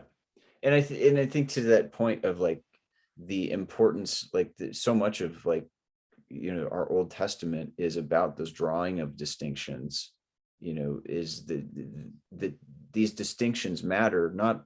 And I think maybe in retrospect, as I look back on what that is, what that phenomenon is that, you know, in that world of multiplicity, things just tended to kind of bleed into this amorphous kind of experience of divinity that didn't It put things under the powers of the Archons, right. basically. I mean, that's to be blunt about it, to bring us so back to where we started. And so making those hard distinctions was important in our development, like Yes. making that sense of God is God, you are not God. You have to have that distinction, right? Those kind of, and I think that, but Christ has broken the power of the Archons, right? And so, but then God is God, you are not God, but you are united to God, right? Correct. And so there's this return, you know, and kind of the procession, and then we have the return, like in and it's time to start seeing God in everything again, because we can see it without focusing on the particular. We can, like, we won't see God only in the particularity. We can see God's unity as within the multiplicity. Yeah, and I think that those are some exciting, you know, and I'm sure, you know, we'll probably have more discussions about this, but I think that, you know, as we talk about the big things, it's like it's that participatory reality of what does it mean to participate and partake in the divine life. I think that those are the biggest questions that we have to answer at a personal level. Like, how am I participating? You know, if this is a dance, how am I dancing? And that's what I think ultimately, I think that's what Sophiology is about too. It's about the participation. So that's like, this is why I see these things as like, that's kind of like a lot of, like, because it's a lot of what my own background is in terms of what I've read. We do talk a lot about, like, anthroposophical thought, evolution of consciousness, Barfield, and then also Sophiology. And I think those things really mesh well together. I think we talked the other day about, you know, about how it came up in my conversation with Martin that there are Dr. Martin, that there are definitely, like, influences of Steiner showing up in Bulgakov's meditation on the Grail, for example. So there's like, they're just like different ways of talking about the same thing. Yeah. The points of contact in those. Let me put it this way. The Sophia is the mechanism through which we participate properly. Yeah. And I think that that's been, like, I think one of the real joys in discovering Sophia is the like, there's this intimate maternal connection that God has with the world. Yep. Right? Yes, exactly. And, you know, without even like, just do a quick word association. Like, this is in your consciousness, because these are very, very deep embedded symbols, right? What is one of the first things you think of when you say mother? Embrace. Right, embrace, but also earth. Yeah. Which is like this is how we can return to discovering God within the immanent, within the earth again. Yeah. Right. So it's like we've been focused. God is a good mom. Because we need, right. So because this is what basically final participation is, the ability to see God in the immanent and the transcendent at the same time. So original participation, God in the immanent, yay! But we're not seeing the transcendent part of God as much, right? You know, we start to withdrawal participation helps us to begin to see, like, the transcendent part, but to the point where negative participation, right? Like there's like a via negativa. It's still right, but it also kind of draws us further. It draws us farther away from God. So we make God higher. We make God higher. And you know, and emphasize the transcendence so much that we separate it. So final participation is the move to bring them back together, which is so, and Sophiology is suggesting the same thing, that the Sophia is that intermediary that brings the two things together. I love it. Yeah. I think that's probably a good place to kind of wrap up. And absolutely. We went on for a while about these things, because I just feel like there's there's this natural flow and progression. It's kind of why it's nice to not have a huge agenda in a conversation and just kind of see what kind of life it takes. And yeah, this is the kind of conversations that I try to have. I totally agree with you. It's like, and yeah, so really thank you for taking some time, and for those who are kind of tuning in and watching, thanks for hanging in with Nate and I today, and hopefully you got something out of it. I know we talked about a ton of different things, so it'll be interesting to see what people draw out of this. But I think that's where it's like, is that inspired conversation? This is like when you just talk with people, you don't have an agenda necessarily. right. And you kind of let that's it. No agenda. in a conversation, like you come into a place of learning and realization that you can't if you just through that straight line discourse. There's just in a conversation, there's an ability to connect to God and to each other in a way that I think is, I would say, is Eucharistic, right? Because it's all taking place at the family table. Well, that's what it all is. Mhm. Being is communion. Yeah. Yeah. That's- Well, cool. It's a Nate, big reality is a big family dinner. that is the truth. That is it. And I think that's a good place to kind of end the conversation here. So I'm gonna pull us off. But thanks guys for tuning in. And Nate, thank you so much for joining us. It was great, Jed. Thank you for having me on.